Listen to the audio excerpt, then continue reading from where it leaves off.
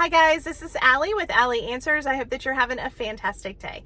If this is your first time watching one of my videos, then welcome. And if you're a returning watcher or subscriber, welcome back. I've had a request lately for some more information regarding how to handle dementia non-medically. So let's talk a little bit about that. First of all, let's get it out there that your loved one is unique. Some of the ideas that I have may work for you and some may not, and some may work on Monday and Wednesday, but not Tuesday and Thursday. That's just how dementia is. First of all, by saying non-medical, I am by no means saying that there are not valid reasons to use medication.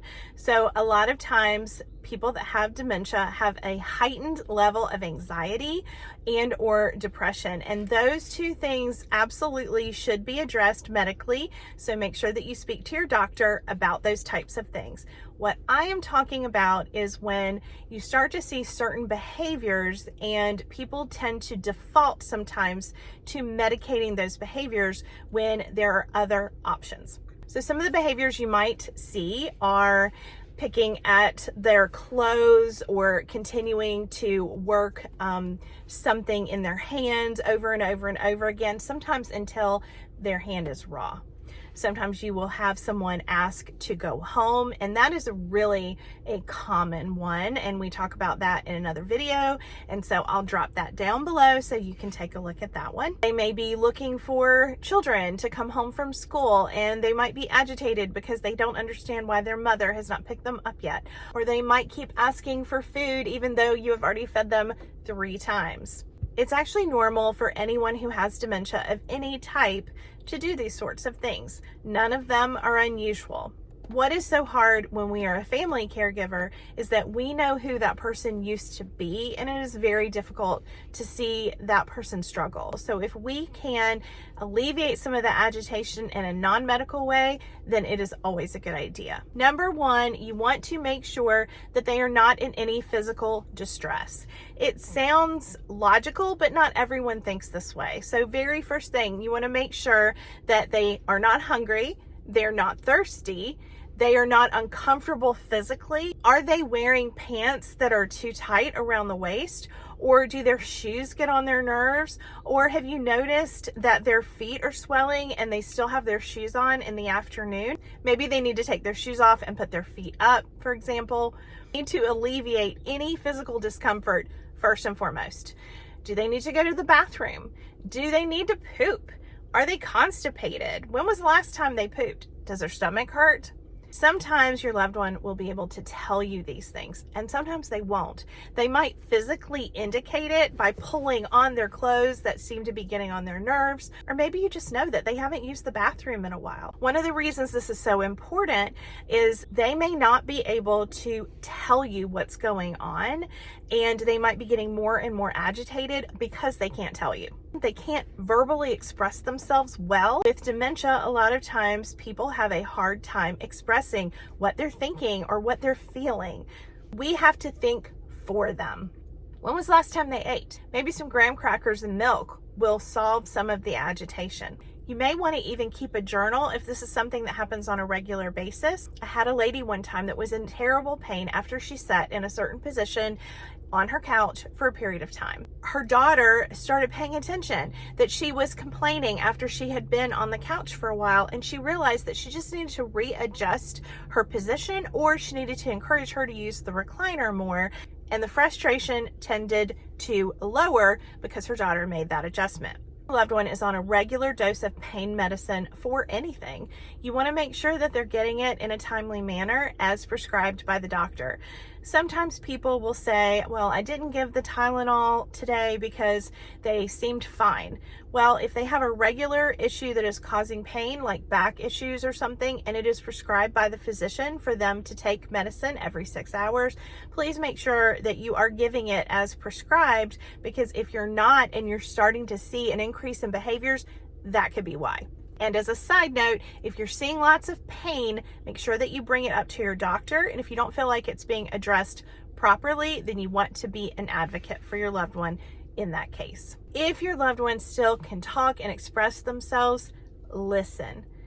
If they want to talk and they want to tell you something that they're thinking and they're frustrated, it is easy when you're a caregiver to be folding towels, wiping down the countertop, chopping vegetables for dinner, making a grocery list, or even checking Facebook. It's totally normal as a caregiver to be doing all those things at the same time. Sometimes we need to put everything down, sit across from our loved one in a close proximity where they see our face and they really can see that we're paying attention, and address them and say, tell me what's going on, and then wait. Hold their hand, and be patient, because sometimes when a person has dementia, they can tell you what's going on, but it's going to take a lot longer than it used to take. Give them your full attention and listen to what they're saying. They may just need attention. We talk about the 5 love languages, and touch is a big love language for seniors. Many times someone who really feels love through touch is not feeling a lot of touch anymore when they're 80 years old and they have dementia and they live with their daughter. So if this is a person who really needed a lot of touch or hugs or comfort in their lives, make sure that you're considering tactile resources. You can use lap blankets that are lightly weighted, or perhaps ones that have some sort of thing for them to fidget with, something for the person to do with their hands. You may want to consider putting lotion on their hands and massaging gently. A lot of times arthritis will cause pain in the hands, and some gentle warm touch will help with that. All natural essential oils in a diffuser can create a calming environment. Your loved one may need a comfort item, a doll or a toy or something soft to hold. Maybe some putty that they can work in their hands. If you haven't tried music yet, this is a great time to play some of their favorite music, something calming if they're upset, or if they're in a grumpy mood, something that's very upbeat and fun that you know that they used to love. One of my old clients used to love old television shows, so having videos available or being able to stream Andy Griffith would make her happy. Maybe your loved one just needs verbal reassurance that their family knows where they are. I feel like you can honestly say your mom and dad know where you are, you're safe, and they know that you're here, and they'll see you later. Don't forget to use photo albums or favorite stories, or just reminisce. Sometimes you can sit and talk to someone and say, hey, remember the time that we made biscuits at grandma's house? Or you're the best cookie maker I've ever known in my life. Why don't we make some cookies?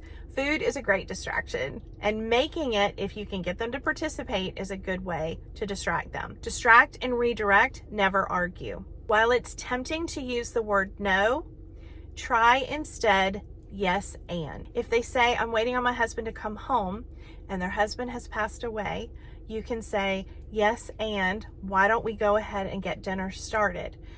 Don't address something with the word no if you can help it. None of us like to hear no. Being positive and encouraging is something that is soothing and comforting for everyone. Watch your tone of voice. It's easy to lose your temper and for your voice level to go up, up, up, especially if you have to talk loud to someone who's hard of hearing. Take deep breaths and make sure that you are presenting your most calm, positive self that you can. And if you need a break, walk out of the room, take deep belly breaths, and try again. Sometimes it's frustrating to answer the same questions over and over, but remember, in their mind, they have not asked you that question 28 times. Make sure that your agitation isn't creating their agitation. Loving someone and taking care of someone with dementia is so hard, but remember that the techniques that work today may not work tomorrow, so be creative. Try something different. Try taking a walk or having a visitor over, or turning down the music and trying to have a quiet time, or turn all the lights on and see if being in a brighter room will improve their mood. I hope these ideas help, and I thank you for loving your loved one. I hope you have a fantastic day, and I'll talk to you next time. Bye-bye.